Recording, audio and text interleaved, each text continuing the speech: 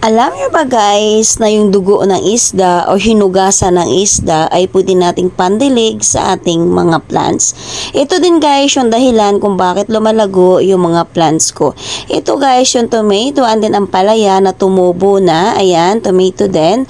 Ito naman yung sili. So dinidiligan ko to guys is twice a month. Huwag mo lang siya idilig directly doon sa kanyang stem. So medyo ilayo mo at igilid mo lang. And then kung pansin nyo guys, lumalago din yung dahon ng aking mga plants or ang tataba nila kasi nga itong ginagamit kong pandilig.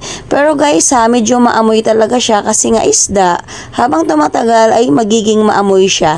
After that guys is didiligan na natin ng tubig yan. So inhaluan ko ng tubig para nga hindi siya magiging masangsang yung amoy. Kaya guys tinatyaga ko talaga to para magiging malago nga yung plants ko dahil hiya nga dito. Thank you. Bye.